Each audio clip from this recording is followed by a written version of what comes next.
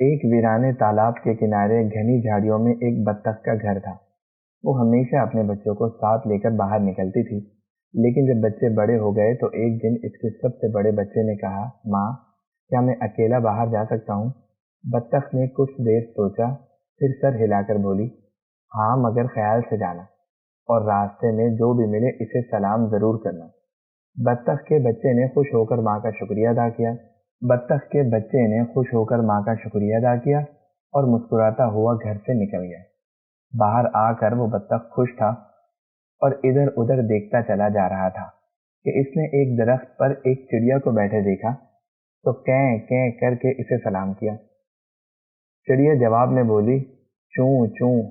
بطخ کا بچہ آگے بڑھ گیا۔ ابھی وہ کچھ دور ہی گیا تھا کہ اسے ایک بلونگڑا نظر آیا۔ اس نے بلونگڑے کو سلام کیا۔ بلونگڑے نے جواب دیا، میاؤں میاؤں۔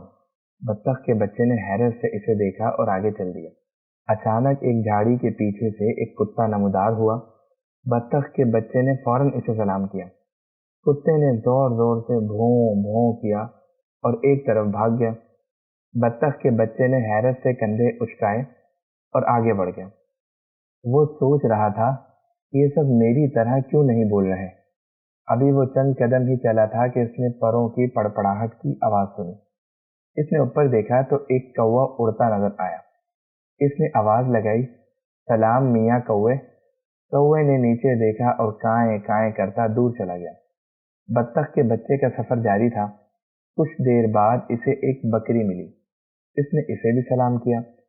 بکری بولی، میں میں۔ بطخ کے بچے نے کچھ نہ سمجھتے ہوئے سر کو کھجایا۔ کچھ دور اسے ایک گدھا گھاس چرتا نظر آیا۔ وہ کیں کیں کر کے بولا، میاں گدھے سلام۔ گدھا گردن اٹھا کر مسکرایا اور بولا، ڈھینچوں ڈھینچوں۔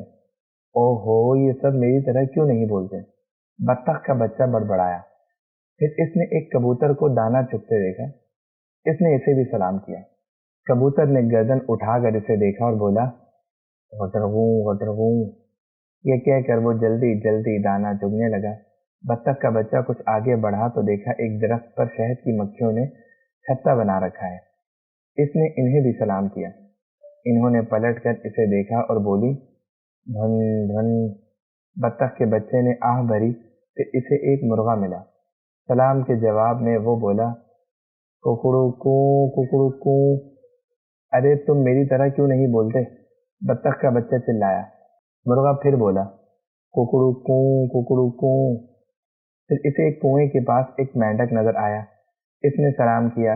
مینڈک نے جواب دیا، ٹٹر ٹٹر ٹٹر۔ بطخ کے بچے نے بازو کھجایا اور بولا، لو، یہ بھی میری طرح نہیں بولتا۔ وہ آگے بڑھا تو اسے ہوا کی سائیں سائیں سنائی دی۔ پھر کسی درخت پر کوئل کوکی، کو کو۔ اچانک آسمان پر بادل گرجے۔ وہ ایک کھیت کے قریب پہنچا تو اسے رٹ کی آواز آئی، رو رو۔ وہ آگے بڑھا تو چکی چل رہی تھی، کھر کھر۔ پھر اسے دور سے ایک کوئی بہت لمبی چیز سانپ کی طرح زمین پر رینگتی نظر آئی۔ وہ تیزی سے قریب آتی جا رہی تھی۔ اس کے چلنے سے دھمک پیدا ہو رہی تھی اور وہ زمین ہل رہی تھی۔ بطخ کا بچہ ڈر کر جھاڑیوں میں چھپ گیا، لیکن وہ چپکے چپکے باہر جھانک رہا تھا۔ جب وہ چیز قریب آئی تو بطخ کے بچے نے اسے بھی سلام کیا، لیکن شور اتنا تھا کہ اسے خود اپنی آواز بھی سنائی نہیں دی۔ آخر وہ چھک چھک کرتی اس کے سامنے سے گزر گئی۔ جب وہ چلی گئی تو وہ بڑبڑایا، یہ بھی میری طرح نہیں بولتی۔ اسی دوران میں آسمان پر بجلی کڑکڑ سنائی دی۔ بطخ کے بچے کا دل دھک دھک کرنے لگا۔ وہ سوچ رہا تھا، اب مجھے واپس لوٹ جانا چاہیے، مگر گھومنے کا شوق اسے اور آگے بڑھنے پر مجبور کر رہا تھا، تو وہ چلتا رہا۔ اب آبادی کے آثار نظر آنے لگے تھے۔ اسے کچے پکے گھر دکھائی دیے اور وہ آگے بڑھتا گیا۔ پھر اسے چھوٹی سی عمارت نظر آئی جس پر بڑا سا گنبد تھا۔ اس کے ساتھ ہی ایک اونچا مینار بھی کھڑا تھا۔ بطخ کا بچہ ابھی اس کا جائزہ لے رہا تھا کہ عمارت میں سے ایک آدمی باہر آیا اور دھیرے دھیرے چلتا مینار کی طرف بڑھا، پھر دروازہ کھول کر اندر چلا گیا۔ بطخ کا بچہ دیکھتا رہا۔ کچھ دیر بعد اس آدمی کا سر مینار کے اوپر نظر آیا۔ اس نے اپنے دونوں ہاتھ کانوں پر رکھے وہ کچھ دیر گہرے گہرے سانس لیتا رہا، پھر زور کی آواز آئی، اللہ اکبر اللہ اکبر۔ بطخ کا بچہ چونک اٹھا۔ وہ کچھ دیر تک غور سے سنتا رہا، پھر اس نے مسکرا کر سر ہلایا۔ اس کی سمجھ میں آ گیا تھا کہ اللہ کی ہر مخلوق اپنی اپنی زبان میں بولتی ہے۔ وہ چلایا، بے شک اللہ سب سے بڑا ہے، جس نے یہ کائنات بنائی ہے اور وہ سب مخلوق کا خالق ہے۔ یہ کہہ کر وہ خوشی خوشی واپس اپنے گھر کی طرف لوٹ گیا۔